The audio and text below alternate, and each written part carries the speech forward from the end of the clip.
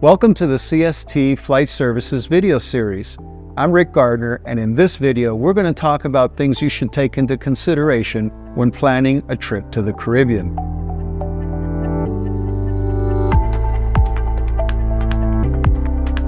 In addition, you should also watch our video on documents and equipment and U.S. regulations. And if you plan to make a stop in the Bahamas on your way to the Caribbean, you should watch our video on Bahamas procedures as well. Let's take a look at what to expect with the weather in the Caribbean. The weather in the Caribbean is typical of a tropical climate, and temperature variation is minimal year-round. The trade winds typically blow out of the northeast, and during hurricane season, you will need to monitor the National Hurricane Center website, as hurricanes and storms can form that could affect the Caribbean.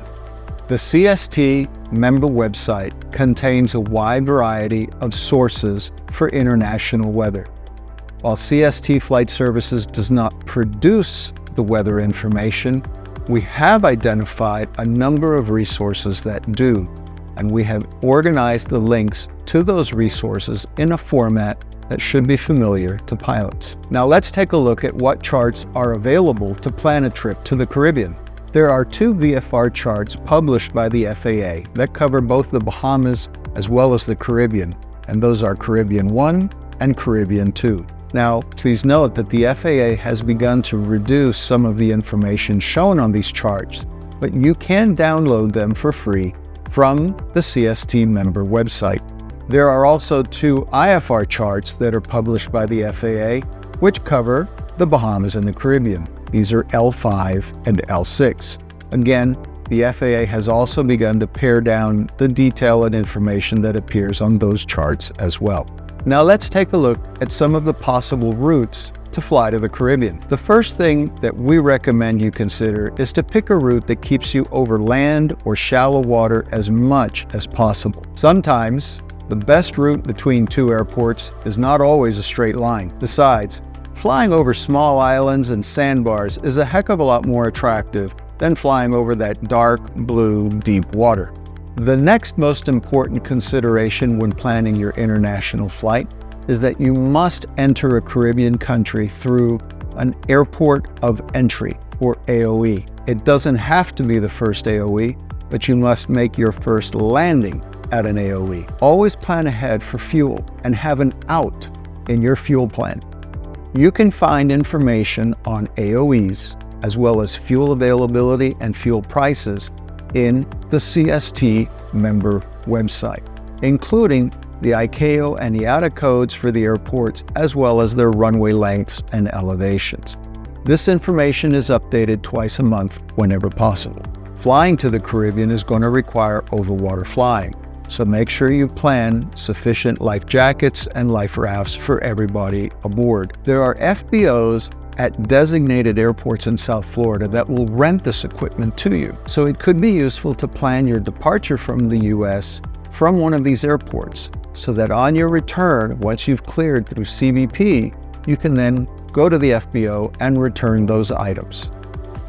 Let's take a look at airspace. If your destinations are the Turks and Caicos Islands, Dominican Republic, Puerto Rico, and the Leeward Islands, then your best choice is to remain inside US-controlled airspace. However, if you plan to continue onwards, note that Antigua now requires an overflight permit and the payment of airspace fees. If you are continuing on to the Windward Islands, then you will be in PRCO airspace. If your destination is the Cayman Islands or Jamaica, then note that your flight will probably be from Florida over Cuba.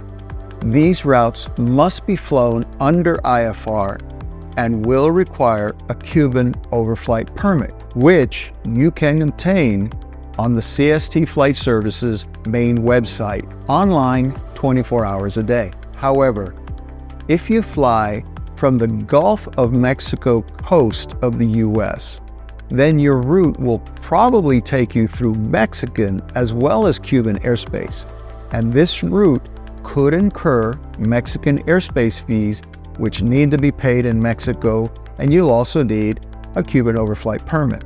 And Mexican airspace fees can also be paid on the CST Flight Services main website. An alternate route is to go over Mexico and through Cesena airspace. If you do not land in Mexico again, you will be subject to airspace fees, but if your max takeoff weight is below 12,500 pounds, Cesena will not charge you airspace fees. If your destination is the islands of Aruba, Bonaire, or Curacao, your flight will not only take you over Cuba and through Jamaican airspace, but it will go into Curacao airspace. Prepayment of Curacao airspace must be done prior to flight. If your aircraft has a takeoff weight less than 12,500 pounds, Jamaica airspace fees are waived. However, we strongly recommend that you avoid Venezuelan airspace at all costs. This table is a brief summary of those countries and flight information regions, or FIRs, that require overflight permits and charge for the use of their airspace. Note that Antigua is a newcomer to the practice of charging for airspace fees. Your flight characteristics determine how airspace fees are assessed. Some flight information regions like the US, Jamaica, and Mexico will only charge you airspace fees if you fly through their airspace without departing or landing at an airport in their territory. On the other hand, FIRs like Cesena, Piarco, and Curacao will charge airspace fees regardless of your point of departure or landing. Curacao requires that you prepay your airspace fee using their online web portal. Other FIRs like the US, Jamaica, Cesena, and Piarco will send you an invoice after the flight, and they will have different methods of payment options which will be described on their invoices. Mexico, however, has a unique method that's called self-determination, which basically says that you need to know if you owe and how much you owe without ever receiving an invoice or an explanation. If you fly through the Mexican FIR without landing or taking off, give us a call. We can help clarify it for you. To overfly Cuba, you will need an overflight permit, and to utilize that permit, you will need to fly on published airways under IFR. VFR flights and direct-to-off airway are not allowed. The fees charged by Cuba to process a permit and for flying through their airspace varies based on the maximum takeoff weight of their aircraft. Cuban overflight permits can also be purchased online on the CST Flight Services main website. Historically, the Green 765 and Upper Green 765 airway did not require a Cuban overflight permit. However, that has changed, and today it does require an overflight permit. If you plan to fly around Cuba VFR and be inside their airspace, you must remember to remain outside of their inner ATIS. Now let's review the procedures for flying into the Caribbean. Note that Miami Center controls the airspace over large parts of the Caribbean, and if your flight did not depart or arrive at a U.S. territory airport, you may be assessed airspace fees by the FAA. As you move further southeast, Piarco controls airspace above flight level 245, while local countries control the airspace below that. Flying through those airspaces may also incur airspace fees. Another important point to consider is that the Cayman Islands now requires you to submit CARICOM APIS. A little bit more on CARICOM in a minute. Cayman also has mandatory handling and slots for the Grand Cayman Airport. While the FAA has removed their restrictions on flying through Venezuelan airspace, we still do not recommend that you do that. As I mentioned earlier, Antigua and Barbuda now charge airspace fees and require an overflight permit. There's no night VFR in the Caribbean, and depending upon your point of origin, additional health measures may be required. Some countries have other immigration-related requirements that you must complete before travel. And during peak tourism periods, Barbados historically has had issues accommodating visiting aircraft. Like the US, a number of countries in the Caribbean Community, or CARICOM, have also implemented an APIS requirement. To travel from, to, or between CARICOM countries, you must submit an electronic CARICOM APIS manifest using their free online web portal. A manifest must be submitted to travel to or from or between a CARICOM country. The following is a list of those CARICOM countries participating in the CARICOM APIS program.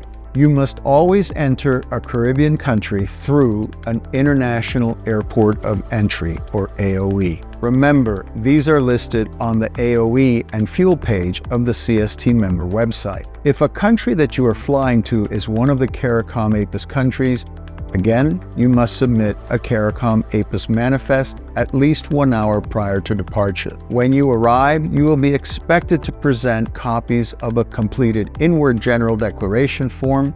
The format and number of copies may vary from country to country. Aside from the Bahamas, the standard GenDec format that includes crew and passenger names as well as passport information are usually accepted. General declaration forms can be downloaded from the CST member website. You may also need to complete immigration forms for each person in the group, and some countries will also want you to complete a customs declaration form as well.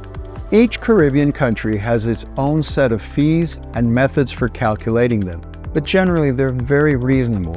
The only exception may be St. Kitts. If you're flying a turbine-powered aircraft, they may have additional fees that could be a little surprising. If you are visiting a Caribbean country that has multiple airports, you might want to use your airplane to go island hopping. Some countries require that you have some form of permit or document on board the aircraft in order to fly within the country. It may be a simple copy of the inward general declaration form that you presented on arrival, or it may be something more elaborate issued by customs or civil aviation. Before initiating flights within a Caribbean country, check with the authorities when you will make your first arrival. Find out what is required. Some countries require that all flights, both VFR and IFR, be on flight plans when flying within the countries. Again, check with the local officials. You will find country-specific information in the CST Flight Services member website. You must always depart a Caribbean country through an AOE.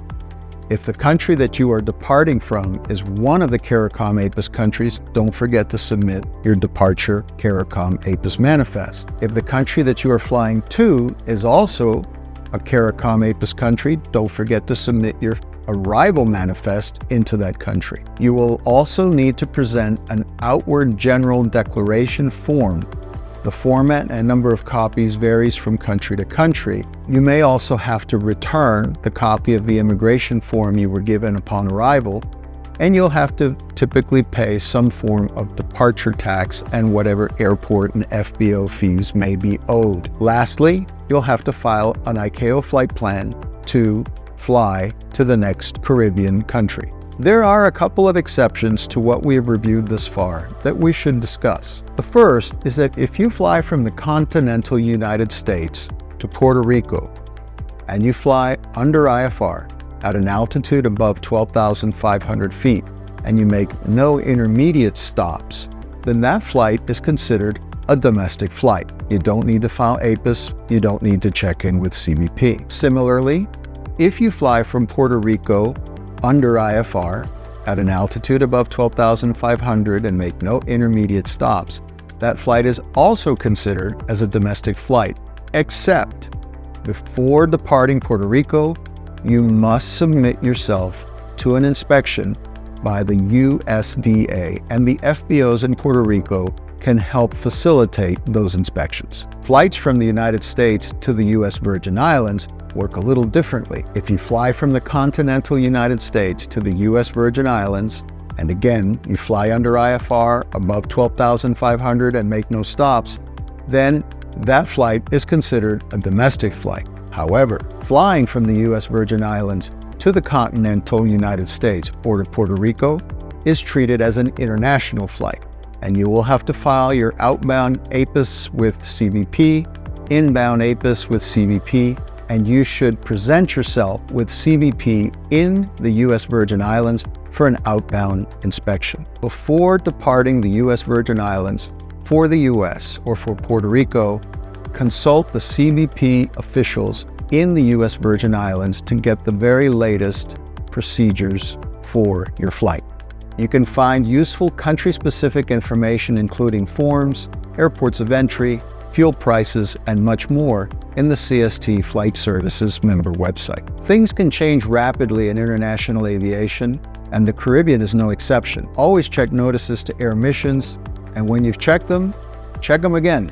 Some airports can impose landing restrictions and surcharge fees at certain times of the year. All flight plans for flights between Caribbean countries can only be done through the local air traffic control. You cannot do it through flight service in the U.S. Remember the timing requirements for airspace fees. Venezuela, just avoid it.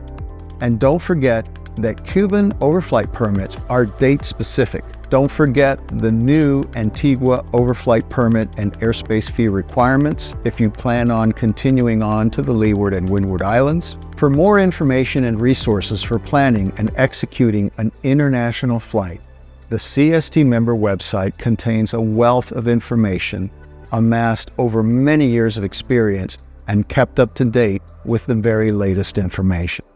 This concludes our video on planning a flight to the Caribbean.